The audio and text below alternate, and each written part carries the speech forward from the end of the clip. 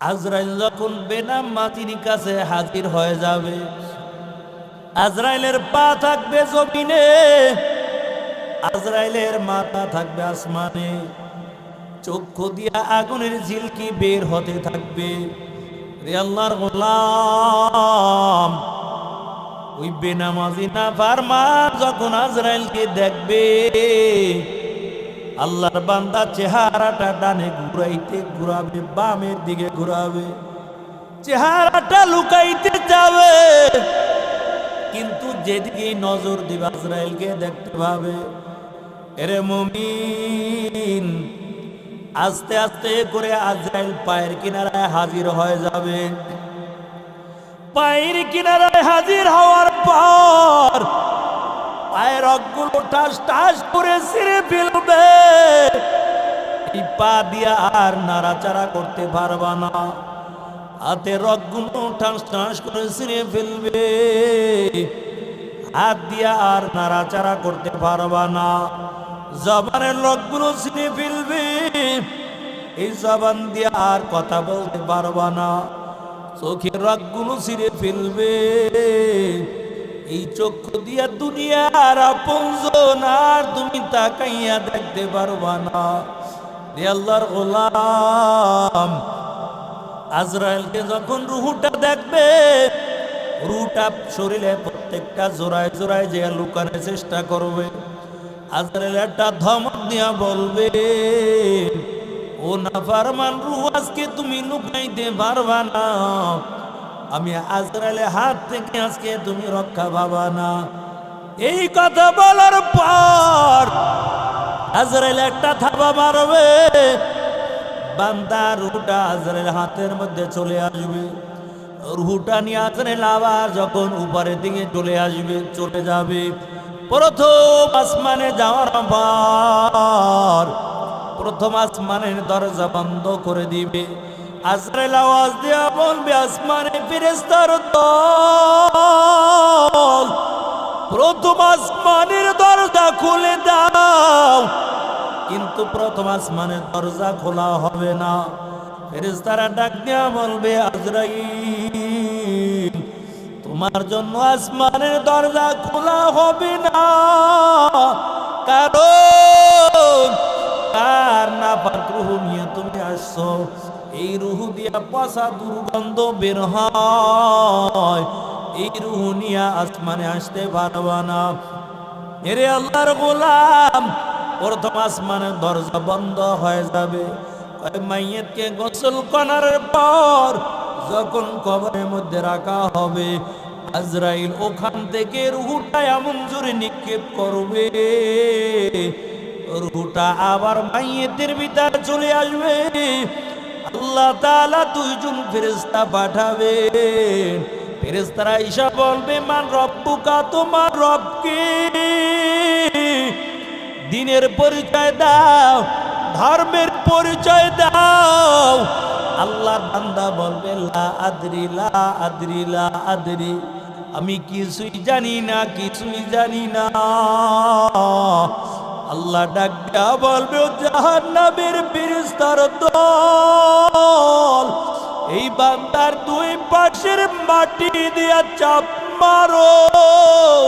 দুই পাশের মাটি যখন চাপ দিবি, এক পাশের হাড্ডিগুলো চুরমার হইয়া অন্য পাশে ঢুইকা যাবে। আমার আল্লাহ ডাক দিয়া বলবে, ফেরেশতার দল, এই বান্দার কবরের মধ্যে জাহান্নামের বিছানা বিছাইয়া দাও। এরে মুমিন, বেনামাজি নাফরমানের কবর জাহান্নামের একটা গর্ত হয়ে যাবে। আল্লাহর নবী বলেন, আল কবরু রাউদাতুম মিন রিয়াদিল জান্নাহ আও হুফরাতুম মিন হুফারিন নার। কারো কবরটা হয়ে যাবে জান্নাতের বাগান, আর কারো কবরটা হয়ে যাবে একটা জাহান্নামের গর্ত। আমার আল্লাহ ডাক দেয়া বলবে, জাহান্নামের ফেরেশতার দল, কবরের সঙ্গে জাহান্নামের সঙ্গে রাস্তা বানাইয়া দাও। এর জাহান্নামের সাপগুলো ওই বান্দাকে দর্শন করতে থাকবে, জাহান্নামের আগুনে দাউ দাউ করে কবরের মধ্যে জ্বলবে। রে যুবক, ও বুড়া বাবাজিরা, ও পর্দার আড়ালের মাগো, অন্ধকার কবরে আযাব কেউ সহ্য করতে পারবো না, তবে যারা মুত্তাকিন হয়ে যাবে, দুনিয়ার মধ্যে যারা কোরআনকে ভালোবাসবে, এই কোরআন যুবক ভেসে কবরে মাথার কিনারায় দাঁড়িয়ে যাবে। মুনকার নাকির মাথার থেকে চলে আসবে, এই কোরআন যুবক বেশে দাঁড়াবে। মুনকার নাকির যখন বলবে মান রব্বুকা, তোমার রবকে, এই কোরআন আওয়াজ দেওয়া বলবে তুমি কে। আজকে এই বান্দাকে আজকে তুমি প্রশ্ন করতে পারবা না। মুনকার নাকির বলবে কে তুমি কবরে বাধা দাও। এই কোরআন বলবে আমি হলাম কালামুল্লাহ, আমি হলাম আল্লাহর কালাম। দুনিয়ার জমিনের মধ্যে বান্দা আমাকে ভুলে নাই, কবরের মধ্যেও আমি বান্দাকে ভুলব না। দুনিয়ার জমিনের মধ্যে বান্দা আমাকে মহব্বত করেছে, কবরের মধ্যে আমি তার বন্ধু হয়ে গেলাম। ফেরেশতারা ডাক দেয়া বলবে কতক্ষণ তুমি থাকবা? কোরআন বলবে নাহনু আউলিয়াউকুম ফিল হায়াতিদ দুনিয়া ওয়া ফিল আখিরাহ ওয়ালাকুম ফিহা মা তাশতাহি আনফুসুকুম ওয়ালাকুম ফিহা মা তাদউন।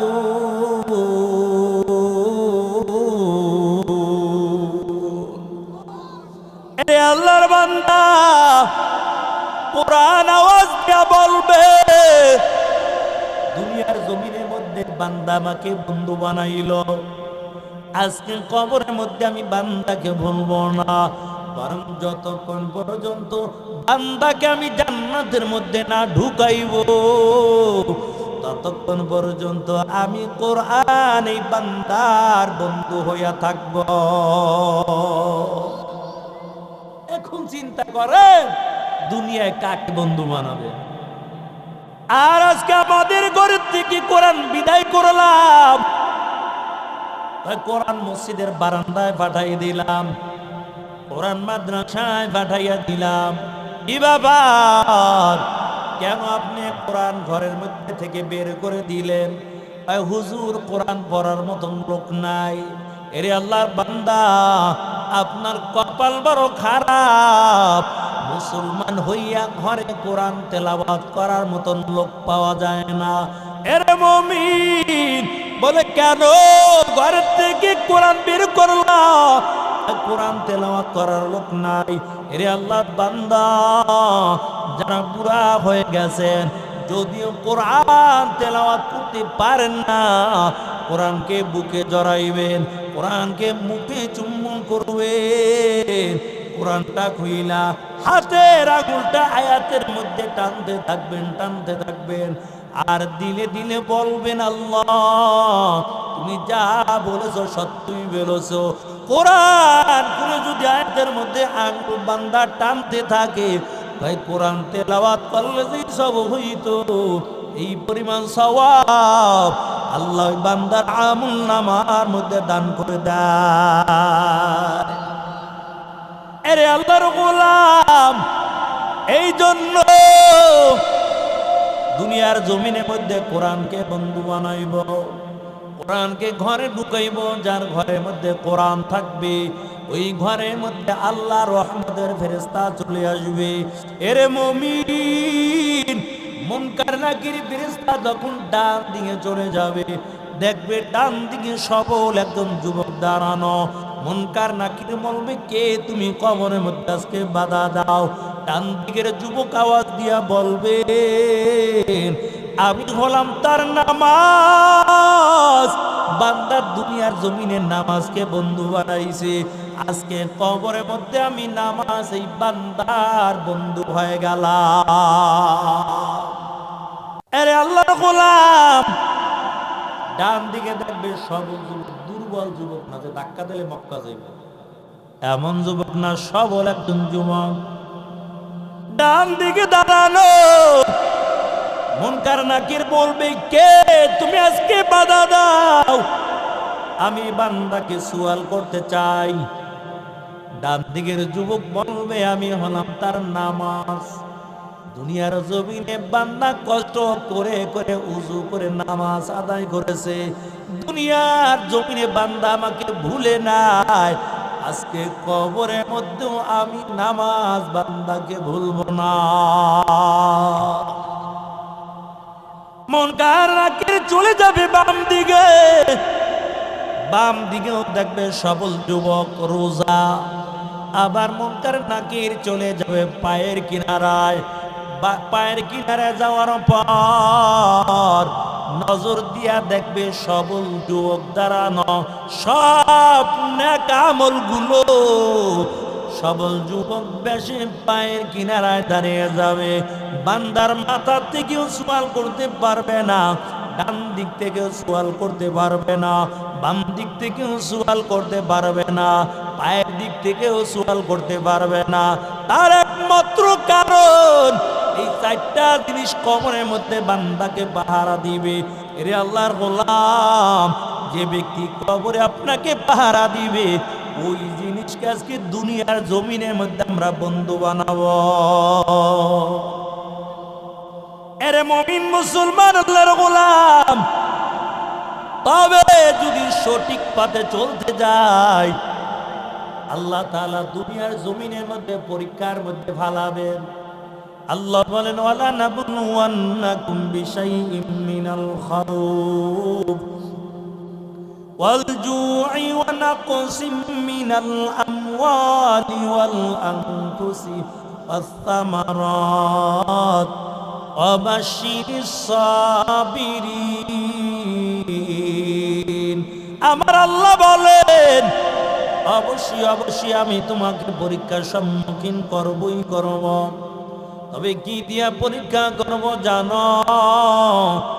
আল্লাহ বলেন, আমি ভয় দিয়া পরীক্ষা করব, আলজু ক্ষুধা দিয়া পরীক্ষা করব, তোমার ফল ফলাদিগুলো নষ্ট করে তারবার পরীক্ষা করব, তোমার সন্তানগুলো তোমার থেকে আলাদা করে পরীক্ষা করব। কয় পরীক্ষার মধ্যে যারা ধৈর্য ধারণ করবা, আমার আল্লাহ বলেন তাদের জন্য রয়েছে পরকালে জান্নাতের সুসংবাদ।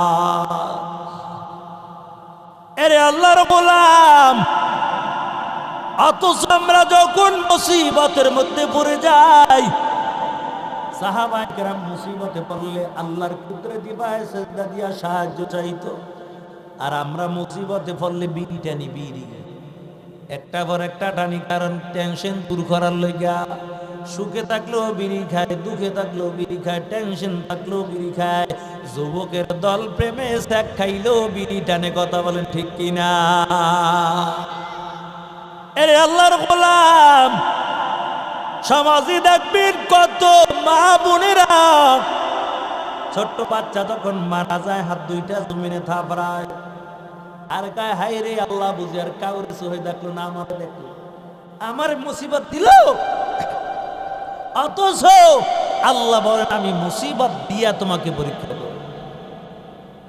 এই মুসিবত এমনও হতে পারে কিয়ামতের ময়দানে নাজাতের উসিলাও হয়ে যাইতে পারে।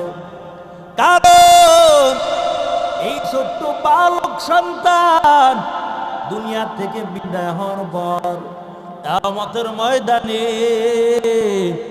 আল্লাহ ডাক দিয়া বলবে, রে বান্দা, যাও যাও, আজকে আমি আল্লাহর জান্নাতের মধ্যে চলে যাও। এই ছোট্ট বালক ডাক দিয়া বলবে, আল্লাহ, আমি তোমার জান্নাতে একা যাব না, আমি আজকে কিয়ামতের ময়দানে আমি একটু আমার মা বাবাকে একটু দেখতে চাই। আমার আল্লাহ একজন ফেরেশতাকে মায়ের সূরত দিয়া দাঁড় করাইয়া দিবে, আর একজন ফেরেশতাকে বাবার সূরত দিয়া দাঁড় করাইয়া দিবে। আল্লাহ বলবে, রে বান্দা,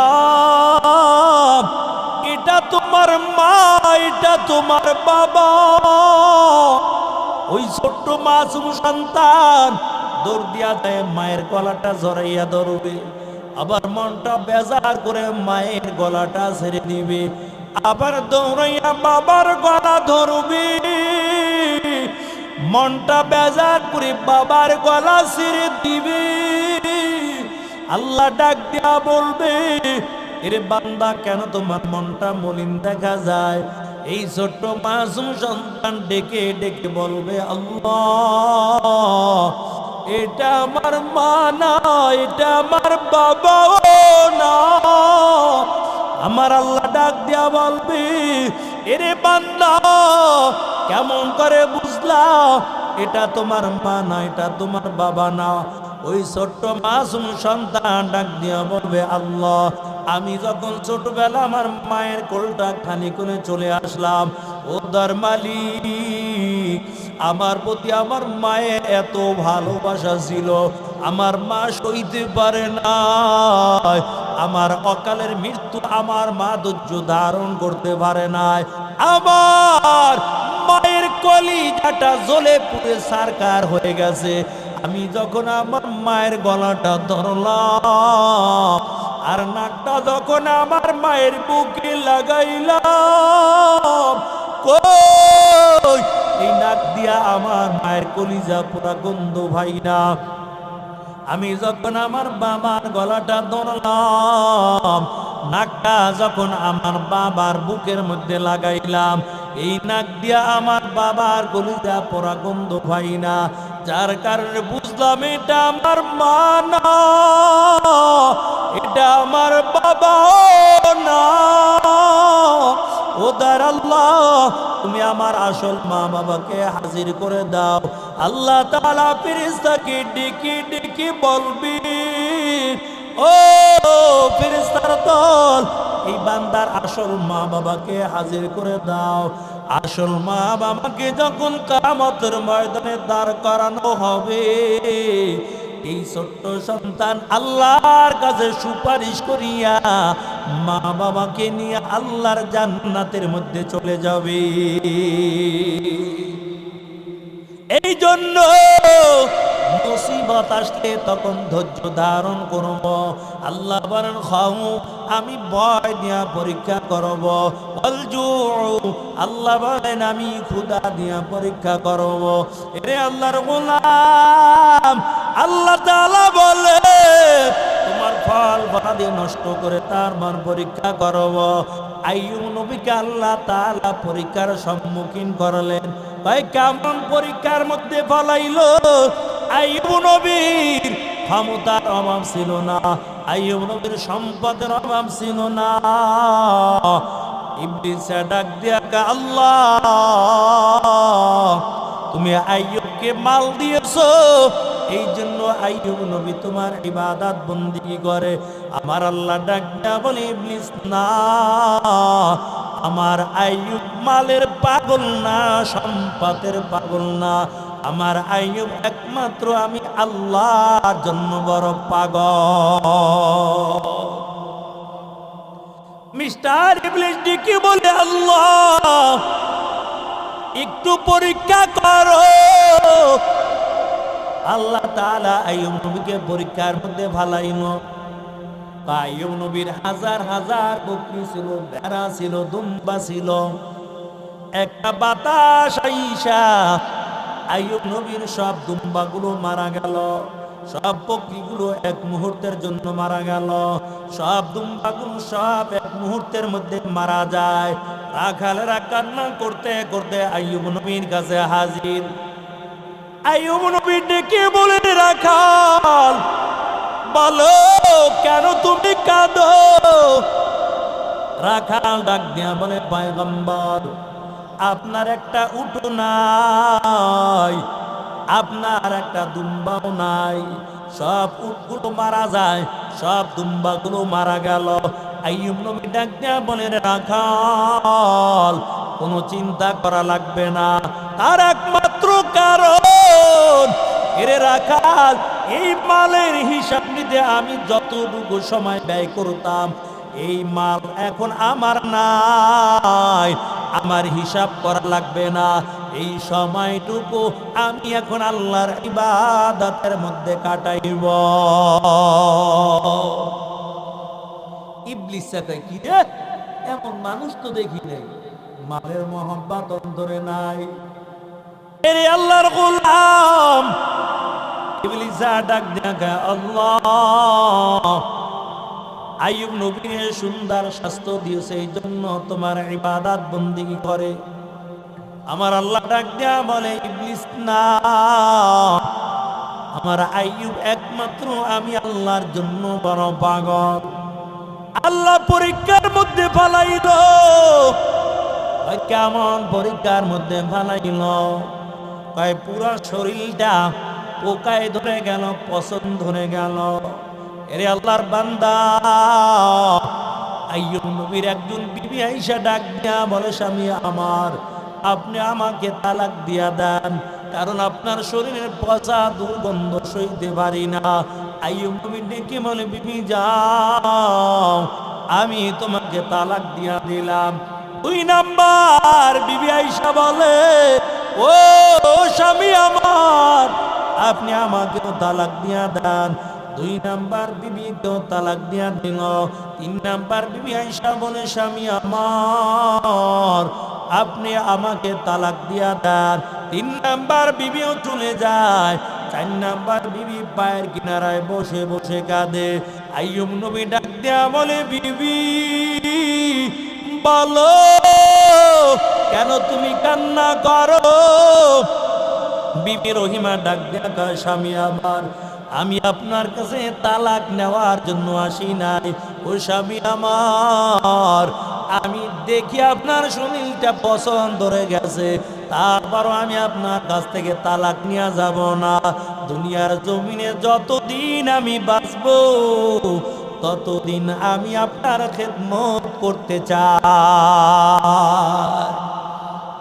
এরে আল্লাহর গোলাম, রহিমা চোখের পানি ছেড়ে দিয়া কাঁদে, আর ডাক দিয়া বলে, স্বামী আমার, আপনি আমাকে তালাক দিবেন না, কারণ আমার এমন কোনো আমল নাই। কি আমল নিয়ে আমি মালিকের কাছে দাঁড়াইব? কিয়ামতের ময়দানে আল্লাহ যদি দেখি বলে, ও রহিমা বলো, কি আমল নিয়ে হাজির হইছ? আমি আল্লাহর কাছে বলবো, আল্লাহ দুনিয়া থেকে কোনো আমল নিয়ে আসতে পারি নাই, তবে তোমার একজন পাঠানো পয়গম্বর আইয়ুব নবী আমার স্বামী ছিল, আমার স্বামীর খেদমত করে করে আমি দুনিয়া থেকে বিদায় হয়েছি। আর আমাদের বিবি লিখি, আরে 1 বছর অসুস্থ স্বামী থাকলে মরে না, কা মরলে বাইসে যাইতাম। অথচ স্বামীর পায়ের নিচে স্ত্রী জান্নাত, স্বামীর খেদমত করবে, স্বামীর খেদমত করে দুনিয়া থেকে বিদায় হবে। কয় স্বামীর আগে যদি বিবি দুনিয়া থেকে বিদায় হয়, আর স্বামী যদি বলে আমার স্ত্রী খুব ভালো ছিল, নবী বলেন ওই স্ত্রীর জন্য আল্লাহর জান্নাত অপেক্ষা করতে থাকে। এরে আল্লাহর গোলাম, আর আমাদের বিবিরা যখন স্বামীর অভাব থাকে, ভালোবাসা থাকে না, যখন স্বামী মুসিবতের মধ্যে পড়ে যায়, তখন আর স্বামী স্ত্রী মহব্বত থাকে না, তখন ভালোবাসা তখন জানালা দিয়া ফালাইয়া যায়। এরে মুমিন, আর স্বামী যখন টাকার মালিক হয়,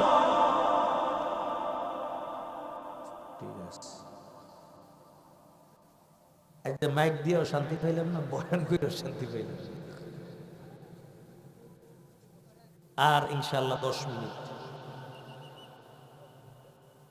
এর আল্লাহর গোলাম, তবে মরা সবাই লাগবে। আমি আয়াতে কারিমা তেলাওয়াত করেছিলাম, মনে আছে তো?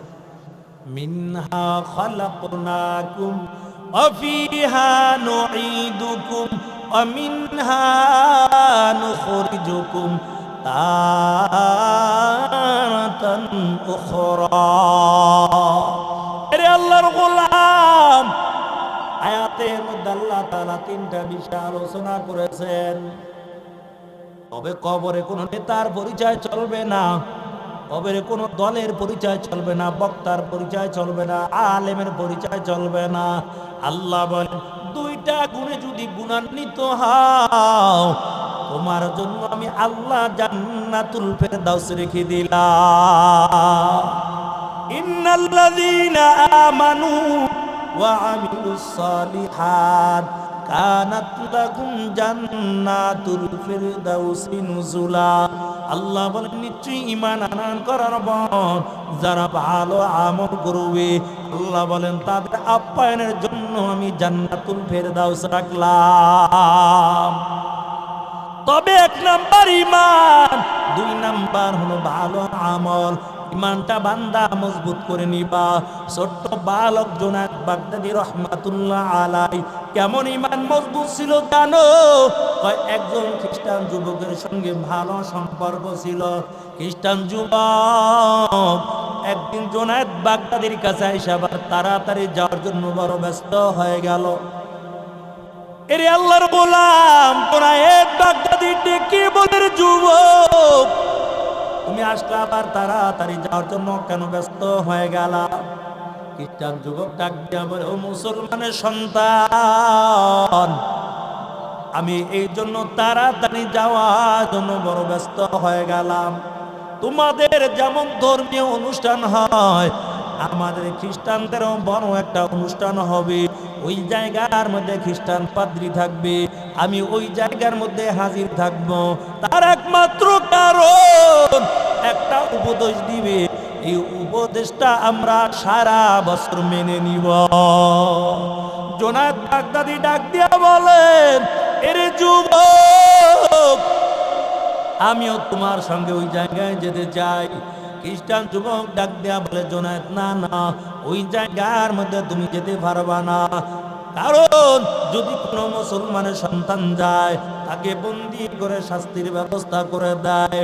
জুনায়েদ বাগদাদী ডাক দেয়া বলে, রে যুবক, আমাকে নিয়ে তোমার কোনো চিন্তা করা লাগবে না। তার একমাত্র কারণ মুসলমান ভালো করে জানে দুনিয়ার জমিনে মুসলমানের কেউ নাই, তবে মুসলমানের সঙ্গে একমাত্র আল্লাহ আছে।